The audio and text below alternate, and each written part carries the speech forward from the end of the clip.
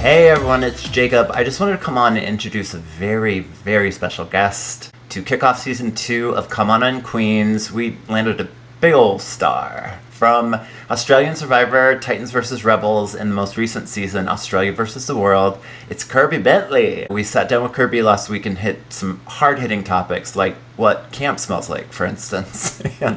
and you know, if she'd ever come back and play Survivor, what her strategy was, and things that you maybe didn't see in the edit. I hope that you enjoy this wonderful interview. Well, I'm saying it's wonderful. You can think whatever you want. And if you haven't watched Australia vs. the World, you must. You have to. It's like a non-negotiable. If you don't know how to watch it in the US, just reach out to us on Come On In Queens. While you're there, follow us, like, subscribe, everything, and we'll tell you some options on how to watch it. It's going to go down as like one of my top 5 seasons of all time. All right, hope you enjoy this interview with Kirby Bentley. Hi, I'm Jacob Grenz. And I'm Winnie Stone. And this is Come On In Queens. We're so out of sync with that introduction. Well, now we're not even in the same room. Well, I know. Well, we're in different rooms of the same home. Speaking of Come On In Queens, we have the Queen. Powerhouse Queen, the Queen, Kirby with us today. Hi, Kirby. Kirby. Thank you so much for having me. I'm looking forward to this. I saw you guys, there was a post on Instagram and I think I liked it and I was like, let's chat. Yeah. So this is cool. The one where I was fawning over you. NBD. Yeah. I love it. And as a gay man, I'm also fawning over you. Well, and Parvati commented, she said, get in line. And now we know it. So the whole world is fawning over Kirby. I was a fan before. Oh my gosh, is it going to be a competition? But you were just part of a monumental season. Like, we've been watching Survivor for 20 years, since Borneo. And like, this is going to be one of our top 5 favorite seasons of all time. Oh, so easily. Top how does 3, that feel that you're part of that and such a big star on this show? Yeah. Oh, look, it's insane. You don't say no to World versus Oz or Oz versus the World. And I'm very new, and I still haven't watched anyone else's season. And maybe that's a rookie error. I don't know. I think that's a leg up. In my favor a little bit. Oh yeah. Yeah. So no, look, it was insane. It was. I'm so happy. I'm so glad that they had asked me first of all. And you can only say yes to it. So I think the fact that you haven't watched seasons and didn't know all these people, it really helps you to, shoot now and apologize later. I feel like that's kind of like an MO of yours. Just like do it, and then like if there's repercussions, we'll deal with it. But maybe there won't be. A lot of times there weren't. So. Well, yeah. Well, that's probably exactly how I play, and it's probably the inner athlete in me as well. I know the rules and the bounds that it looks like, and to be able to navigate through those rules as well, I just think, well, why not?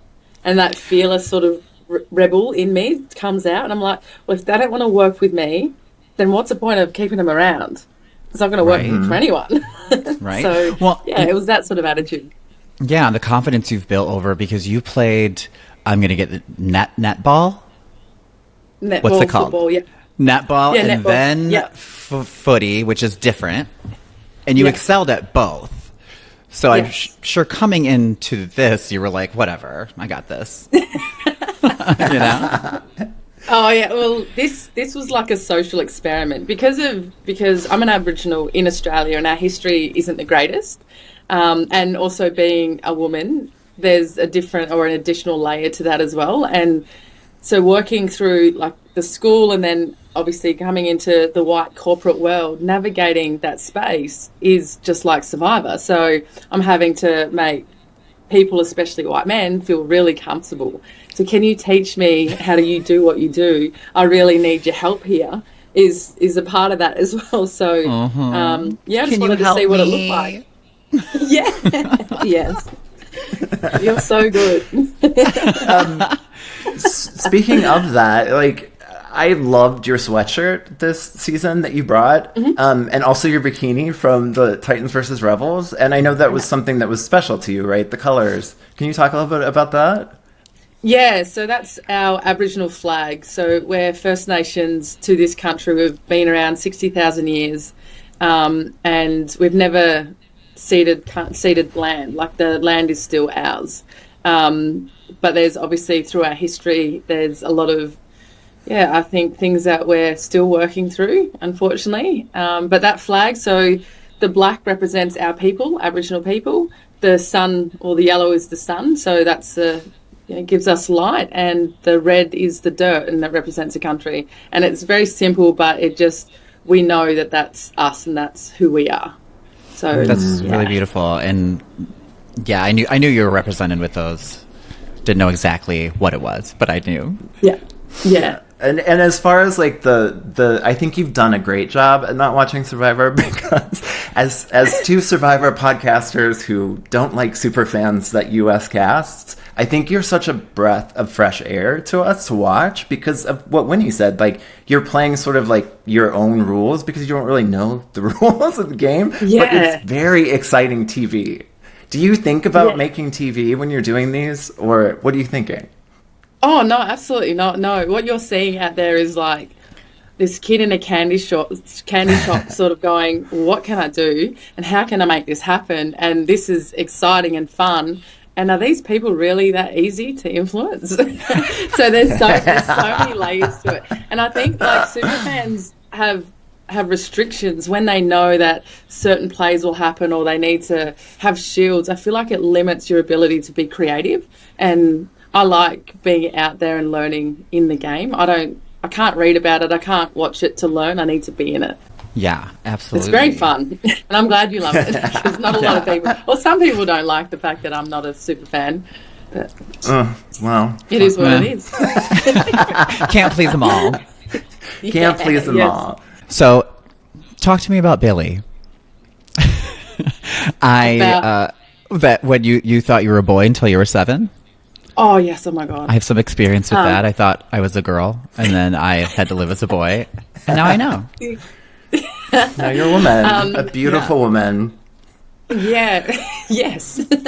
I'm a visual learner, like visual hands-on, like I just said. And Same. and I have got 2 younger sisters, and I've never seen anything different to what I've seen of myself. So in school, this was primary school as well, I just couldn't comprehend the difference. And I knew that girls' toilets, boys' toilets, I knew that I was a girl, but I couldn't get it. Anyway, I was playing football on the street with 2 boys on school holidays, and for some reason, I don't know what it is with boys, but they need to show each other everything, right? So we're drinking outside, like through the hose, drinking like water because it's been hot all day. My shirt was off. I'm like 7. My shirt was off, hat backwards. My name's Kirby, so it's not exactly like Chloe. It doesn't, it's not girly. Anyways, one of the brothers pulled his shorts out, and I leaned over and I looked, and I was like, I'm not sure what's going on here. And the other one did it, and then they're like, show us yours, Kirby. And I was like, I don't have one. And then I put my hat back on normal. I put my shirt back on, and I was in a bit of shock. I walked home, and I was looking at my mum and my dad, and I was going, oh my God, like, I'm actually a girl. Like, I don't have that. So all my dreams were crushed. I couldn't play AFL with the Eagles like I wanted to, and it just all worked out. I love that you're like, what is that? Yeah, I was staring at like for ages too, and like we're all the same age, and I'm like, what is going on? Honestly, it's kind of frightening looking. But it's so innocent, though. It's so pure, and I could see how that may have like formed who you were later in life, because I've watched a few things of yours in preparation for this, and you talk a lot about just letting people be them, and that there's not always a lot of acceptance in your community and like where you grew up and everything. And so the fact that you just sort of inherently are like that, I think that maybe Billy has something to do with that. Yeah, maybe Billy does. My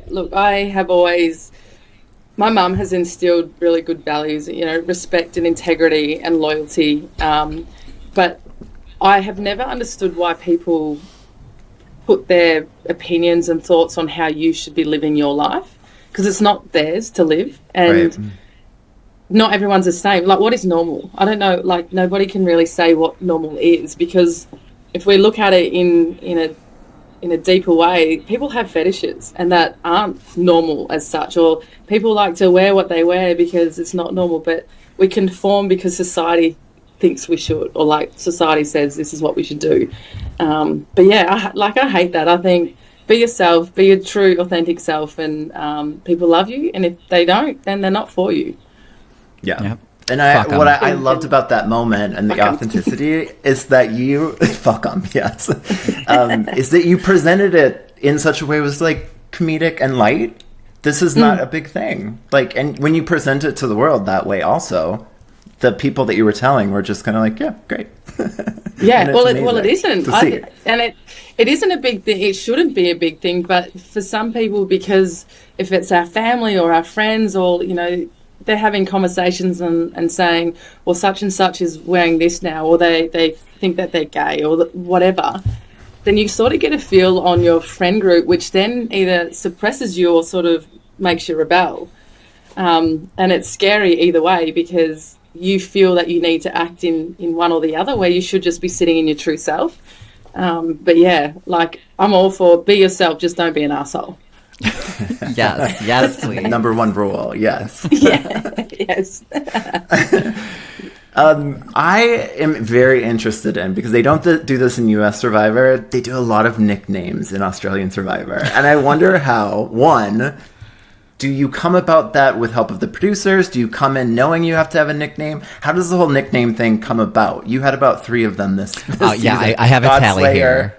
Black Mamba. Godslayer, Kingslayer, Rebel Queen, and then Rebel Queen. Princess. There was something that came along with Princess, and I couldn't remember. Yeah. And Parv called her Black Mamba. Oh, look, I'm sticking with that name. If the Queen herself's going to call me that, I'm in. Mm-hmm. It's a huge compliment. But yeah, I was. Nicknames are huge for us. I was calling Parvati P, Janine J. Like, it's just a shortening of names. But when it comes to the titles in Survivor, I feel like, and this is the inner athlete as well, I feel like it should be given to you. So when Parv has said that, then it's a gift to me. So I'm accepting it. And I will run with that too, because it's obviously a huge compliment. But me self-titling the Princess, I was genuinely trying to downplay and just be like, look, I'm just new to this. I'll be Strategy. your child. Guide me, parents. Like, do your thing. Yes. Help me. Yeah. Oh, I feel so small. Yeah. But you sort of can't tamp that down, can you? No, I get too excited. Genuinely, I'm like, oh my God. Because when I first walked out there, I was looking at David and I was like, watched him and Janine, and they had really long, lengthy conversations, and him and Luke were really tight, and then Sarah was in that loop and link up as well. But then I heard that David knew Parvati too. So I was like, that's insane. If he's that well connected and nobody really wants to take a shot, well, I'm just going to be dragged through here or voted off before merge. Mm-hmm. That's silly. You said he has the charisma to pull any player, and I'm wary of people like that. Because I'm that. Yes. That's my job. Yep. Hand it over. I don't know if this is true, but I believe I heard that David made up his own nickname of the Golden God as like a way to make people think he was just like a big joke. And then he ended up actually becoming that. But yeah, it's such a David thing to do. Well, look, I think so. I think that's the truth. I think a lot of people make up their own ones, yeah? Like King George of Bankstown, King of the Jungle. Maybe King of the Jungle might have got his own because he's a larrikin, but yeah. I don't know. I like that mine's been gifted, and I'm running with it. Like I said, I'm running with that. Yes. So that makes it sound like you might go on Survivor again. I think I've got unfinished business. I think I think the way that I played Rebels and Titans, and then obviously I came out, and this game is short and quick in the world, Oz versus the world. And I was played a fearless brand. Like, I didn't know when I was going to go. I thought if I can land moves and people are going to get on board, then why not? So now I feel like I've got the correct way to do things. Not the correct way, the way that suits my game. And that is still exciting. And Kirby brand, Rebel brand, Black Mamba brand. Black Mamba Yeah, brand. when we talked, I told you, I was like, it's your or Parv's game to lose, like, clearly. Yeah. And then I think it was the next episode that you went out and I was like, Kirby, no! Yeah. Yes. There were a few times when we were shouting at our screen, and that was one of them. Yeah, I think she found herself in a... well, I probably would have done the same thing, if I'm honest, because she was linked to Sari, who was linked to Lisa, who was also had the world plays. And I had just, the night before, because obviously Sarah told Janine David, you know, on the Aussie tribe, and then has gone back and said my name to Janine. Like, and I was watching behaviours as well, and I was like, this girl is not she's not ride and dying with me. She's just sort of riding a little bit and trying to kill me. So just Riding and watching trying to kill that. me. Yeah, yeah. And then when we got to merge, and she had said something to Sari, yeah, I was just like, no, this can't. Because if I didn't take her then, she would have got me the next. She confirmed that when we went to Jury Villa. So I'm glad that happened. But because of that, Shani was no longer with me. Luke and Janine were like, well, F you, Kirby, like, we're done with you. And I was like, well, Parv and Sari, I've committed to you now. Like, I'm with you. So yeah, I wish that would have worked out. I think we screamed and cheered when not only did you guys speak on the mat that one time, but then when you actually got together and were able to like talk a little bit, and between you two, it wasn't just like talking; it was just eye fucking each other, and I love that. You had said, I saw in an interview today, you said something about like, oh, there were a lot of convos across the mat, like prior to merge, and we only saw that one. So, can you tell us about like some others? Yeah, well, because again, it's the same thing. When I saw David and his links to Sarah, Luke, and Janine, I just thought, if I do get through with this lot, and David is there, I need to be able to have something across the other side. And as a black woman, Sari, I'm drawn to. So, and I love that. I love the thought of a strong black woman in the game, and that isn't afraid to play with me. And Parv has played, her 5th season with us, and from what I've heard was in, obviously, the Queen, as we know it now. But I didn't know all that at the time. I was familiar with who they sort of were, but I didn't know how big and badass they were. But I want to play with the biggest, because I think that's, like, everyone else fears that player. So, yes, I was trying to connect. Down the slide, she wanted the flint. I was like, what do you want? If I win, what do you want? And I'll leave it for you. So she wanted the flint, and I took the fruit basket. So I was like, well, there's a starting point. Like, I'm going to do what I say I'm going to do. So that's when it really started. This is a hard right turn, but I'm going to go with that. I was watching something that it kind of seemed that you said you were somewhat of an introvert. Is that right? I'm an introvert extrovert. I know I look really extroverted, but I'm a homebody. I'm a triple Taurus, baby. I just need to just sit and have this downtime, and You're a triple Taurus? Oh my God, I love Taurus so much. Yeah, some of my best friends are Taurus. Yep, same. I was interested in the fact that as an introverted extrovert, like, I need personal space. You looked like you were so joyful out there, just playing the game and being on the island. How did you find that as an introverted extrovert? I like to make the most of opportunities. I think life's too short in a I think a deeper perspective. But when I'm out there, being able to go and talk and interact, but not be too much, to pull yourself back out. And if it's going for a swim or a bubble bath when you're trying to get David out, or if it's like just going for a walk in the jungle looking for an idol that you're never going to find, that's my downtime, and being able to manage that.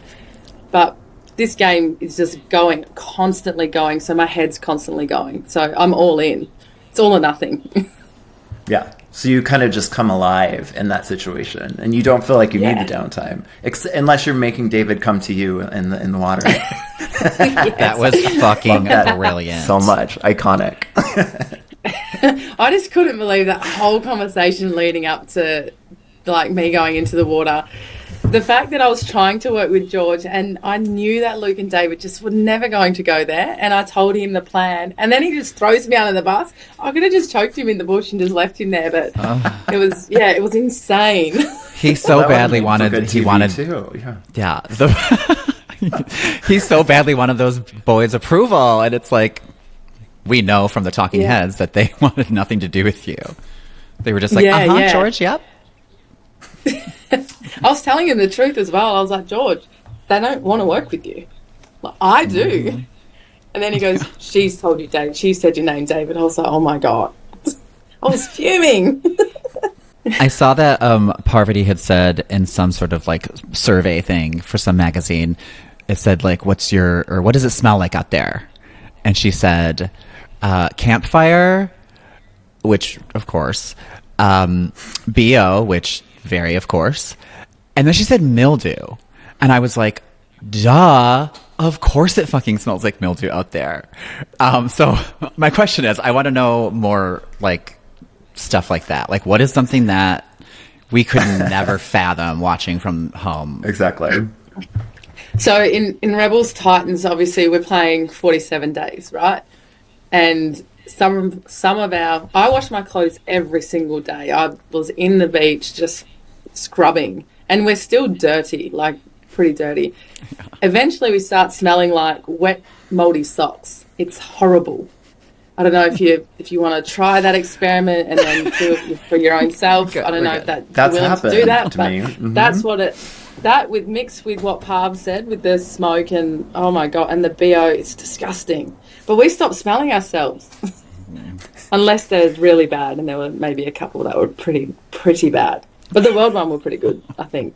Maybe that you were just like doubly used to it by then. Yeah, that is true. Yes. If everybody smelled, then it would kind of be like, oh, well, it's gone. But it's like if you leave your laundry in the washer overnight. Have you ever done that? And you wake up and you're like, oh, gotta go back in the wash. But then there's sweat in there, and then there's mud. Oh, it's just disgusting. Yeah, you were the only one on the Aussie tribe that was back to back, right? There was nothing in between your season and this one, right? Yeah, I was the most recent. I don't know who was the last to play from that. I think maybe Luke, was he? Yeah, wow. Luke and Janine. Yeah, so that would have been a little while ago. Oh, George, maybe. Brawns? Oh, no. I don't know. I don't know because I don't historians here. Exactly. But we're also, Kirby, like, we have no sense of fact. Like, we sometimes will say something and we'll be like, wait, we should Google that because I don't think we got that right. We're just spreading false information everywhere at this point. Trusting it. We're like, yeah, sure. I'm sure it was like George was on the last season. Great. I think he was, yeah. He was on Rebels. Yeah. I also saw you say something about you had a dream about this blonde woman, and then you then learned that your sister was dating someone or something. I'm just curious, did you have any dreams about Survivor before you went on it? Oh, I thought you were going to say any dreams about me when he got shameless. Yeah, I was too. I have some shameless things for later, don't worry. No, yeah, that was a real dream. So, and this has happened a couple of times with different things, but I kept seeing this same blonde girl, and she was sort of detached but linked to me, and it was weird. And then, the conversation came up with my sister, and she was actually dating this blonde, blue-eyed girl, and I was like, and then she started crying, and it was because she didn't know how I was going to react, which is what we're speaking about, right? We don't know. We don't want to let anyone down. We don't want to hurt people that we love and care about, but we're still trying to figure out who we are. And I was like, absolutely. If you need to tell mum and dad, I'll be there. If you want to go by yourself, like, you do your thing and I'll be there. So yeah, that was true. But before this World Survivor, no dreams. I wish I did. I wish I knew where an idol was. I wish I knew all these things, but no dreams. I was interested in. I'm sorry, Wendy. Do you have another one? No, you're coughing. Okay. I was interested in, like, once you go to Ponderosa, they call it Ponderosa, right, in Australia? Jury Villa. Jury Villa. Yeah. Okay. Once you go to Jury Villa, when did you start, like, putting together who you were going to vote for in the final tribal? Like, what were the conversations like? I know that you and Sarah were talking.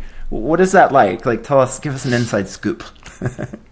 Well, because they're all super fans and they know all these layers and things that they're looking for. So strategic moves, being able to avoid getting your name written down, getting your name completely taken off the table, like all of these variables. But for me, I'm a bold big player, so I want to see how you did what you did. If you're blindsided somebody, what made that happen? If you are able to keep your name off the table as well and your threat level low, like there's so many things that people talk to. But yeah, I had a lot of making up to do with Sarah, so the first maybe 5 days was that. Was it awkward? But we're friends. We're good. I think we're good. In that jury portion, you guys, I feel like it was a much more conversational than even like the newer conversational U.S. survivors. What was your sort of question at that final tribal? I forget. I don't know. I haven't watched the final. I think I asked Janine something about if she intentionally asked or told me about Sarah to break us up.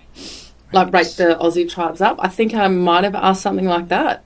And I think I asked Parv if she was genuinely in with me as like to the end. Right. And I don't really remember what I asked Luke.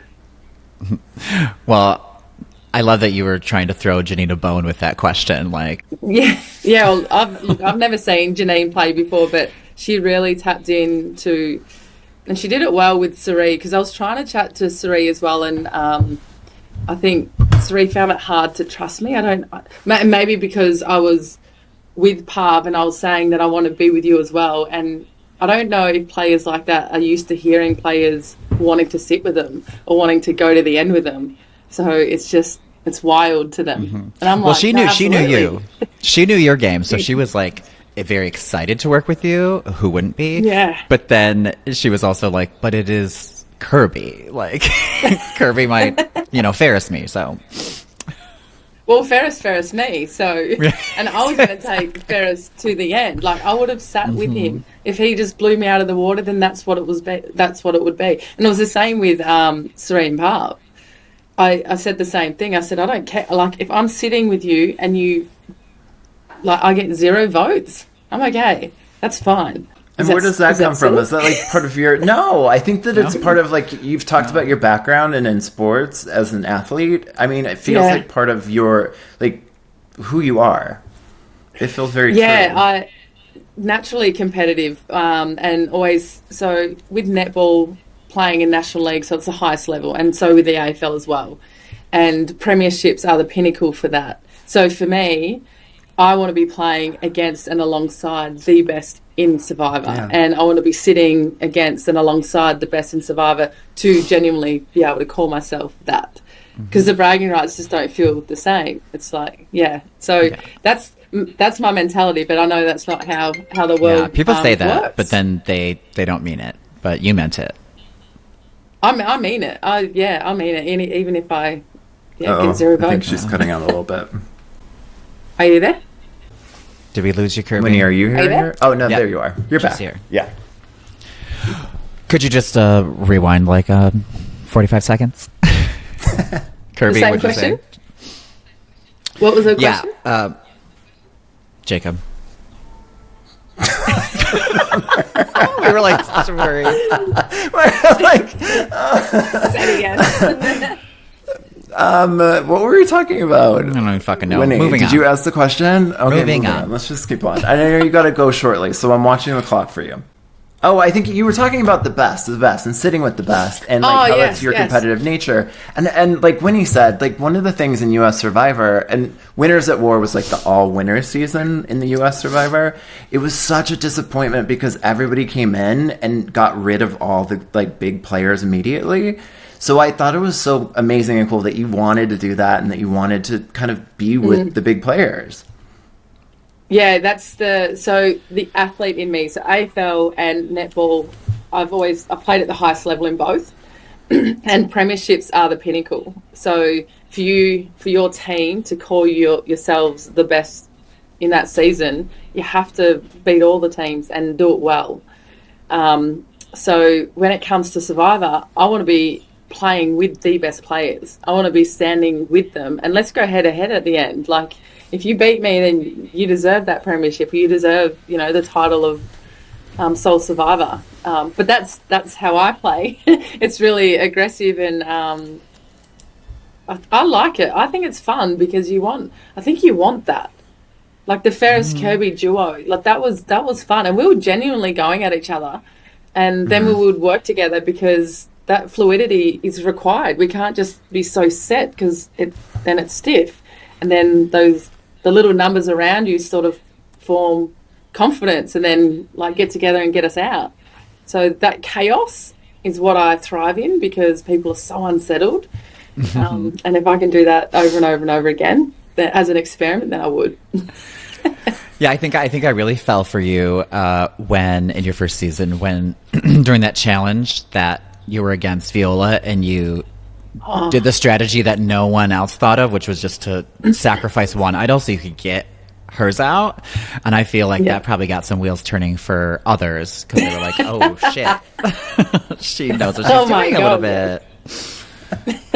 Because I'm always thinking about because strategy is one of the core components, but it's not just in the way that you're trying to move and manipulate people. It's in the games and the skill sets that we're doing. Obviously, endurance is not a lot of strategy. You're just standing there and going through pain. But yeah, with those sorts of things, I'm always looking at, well, what's possible if there are two idols and one has to be standing for me to win, and these boys are wrestling? I'm like, that's just stupid. Like, what are you doing? And then, once you did that, it was like, duh. Like, no one thought of that. Everyone could do it. Everyone and anyone could do it. And if somebody pulled theirs off, you just pull the opposite off, and then you would wrestle. That's the only other outcome. But yeah, I'm glad that you like that. That was, I think it shook a lot of people with that move, but I made it up on the spot. What other tidbits can you give us that we may not ever see or know that happens out there or even this season or last season? Yeah. As in tips? Survival tips? No, because we're never going to go on Survivor. We've talked about it. Like, if I get 2 hours less sleep at night, if I don't go into full REM, I'm a bitch for a whole day. Yeah, okay. I don't know if I could handle the lack of sleep. No, I can't be that cold at night and the bug bites. Not on this moneymaker. Well, yes, 100%. I completely understand both, and I don't function well on little sleep, but in that game, in Rebels and Titans, I don't think I slept at all, and I was freezing cold. We were wet for the first 3 days. So we had no fire, we had no food. Our shelter was just dodgy as all hell. Like, it pretty much didn't have a roof. So that was horrible. But once the fire got lit and I was safe, we were working together, I would go and put rocks on the fire and then give it to you like a hot water bottle.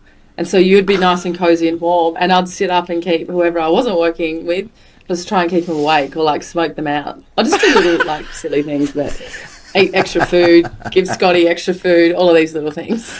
I fucking love that. That kind of stuff, they don't always have time for it in the edit, so. Yeah, and in this season, speaking of edits, is there anything that you wish would have been shown that wasn't? No, not really. Obviously, it's in the direction of the winner, right? So part of that storyline was looking like I was falling in love with this woman who obviously uses that flirtatious game to her advantage. But I think we were both in, and I felt like we were. We both had no leverage to be able to make that happen. So yeah, not really. I've got no regrets. I played the game the way that I saw it at that moment, and because it is so fast and people are on edge, and as soon as you hear your name, you sort of want to get rid of that. So yeah, not really. No, there's not anything that would have. What you saw is probably most part true. It is true because I think when that plan came to Parv, it was already formulated. It was like she kind of had to go along with it. because it was already done. But she did think about playing her idol for you. That was shown, since you haven't watched the episodes. She was like seriously considering it. And we were like, yeah, for it. But I think it would have taken out Suri. Yeah, well, that's it. No, because I'd heard Suri's name throughout, and I was like, I wasn't buying into it either. There was a moment where Pav and I were around the water well, and I was like, "You've got an idol," and she's like, "What do you mean? I've got it." She goes, "Do you have an idol?" I said, "Don't deflect." I said, "You've got an idol," and she's like, "Get her," and she's like, "No," and I was like, "Okay," and so I felt like she did have an idol in that time, but I almost told her that I had one just to tell a lie. And when we were at Tribal Council, I almost said the same thing, but I didn't want to lie. I didn't want to lie to them. It is what it is. Yeah, because you had said in an interview that you never really lied to anyone, both games. No. Which is crazy. I just tell the truth, otherwise I don't say anything. I'm just like, well, yeah, we can do that, or I'll just nod and just like be like, what do you think? One of your greatest strengths is, which honestly is helpful in everyday life, is you're not afraid of a silence. Make them squirm, you know? Yes. Yes, and just smile at them and sort of, I'll stare into somebody's eyes way longer than they feel comfortable, and just to be like, are you really sure that this is what's happening? That's a great strategy. God. So many people are uncomfortable to sit in the silence that they're just going to keep talking and keep talking. Yes. Yes. Yeah. Keep talking. I want to hear it. I think that's good to like do. I employ that in life in general, because I think that so many people are uncomfortable with silence. Absolutely. And that's where you learn it, right? This is what the experiment is. You're going out to play in this social game while hungry and tired and paranoid. Silence works well. Yeah. Jacob, do you have anything else before we have to wrap up? I have a couple things. I think we got through everything. I wanted to talk about the symbolism. We wanted to talk about Billy. That was such a great story. I love that so much. I had a girlfriend in year 2 in my head. I had a girlfriend, and then she started blowing spit bubbles, so I broke up with her in my head. So I was in and out of relationships my whole primary school years. Unbeknownst to the person. No idea. Straight married woman with 3 kids. She is. Well, since you brought it up, you said that you're currently now at a place in your life where you want to date to marry. And I just wanted to let you know that I can't really do long distance relationships. Yes. But we would love you to visit Chicago. Do you want me to move? Okay. Yeah, come to Chicago. I mean, I wouldn't say no. Well, you definitely have to come visit Chicago. We'll show you around. Yeah, it's a great city. Absolutely. Have you been here? No, never. So there's a group of us that are going to come over for Pride Month. I'm dragging all the girls and we're coming. So, yeah, recommendations, wherever we need to go will be. It's a great month here, too. It's like the best weather Chicago has in June, so it'll be wonderful. And I want to get to Australia. I've never been. Same. Yeah, come down under. I'll show you around. We'll go. Okay. We'll do a Luke with Tommy kangaroo hunt if you want. I don't know. We don't grab it by its tail. You know what Americans think happens in Australia is just giant spiders around the wall all the time? Yeah, they're like this big. They are? Okay. They're huntsmen. Okay. They're called huntsmans. But they don't bite. Well, they bite, but they don't kill bite. You. Yeah. I love that you're like, they don't bite. They just don't kill you. They bite a little bit. Like, they'll bite you like everything would, but they just don't kill you. Exactly. Wonderful. Thank you so much. This means so much to us that you came on. We really appreciate it. No worries. When I'm in Chicago, we can do one in person. Well, Winnie informed me that I may have, been abrupt. He was like, all right, well, thanks, bye. No, listen, I knew she had to get some more by 6:55, and I am a freak about being late, so I was like, Kirby, if you've got to go, please go. Yeah, no. But that was our interview with Kirby. I hope you liked it. She is a queen icon, so chill. I love her. All right, well, wonderful. Yeah. Good job. All right, well, thanks for tuning in, everybody. Thanks for tuning in. And I'll take your Well, we stopped doing that a long time ago, Yeah. right? The phone thing. We've given up on it. Okay. Bye. Bye.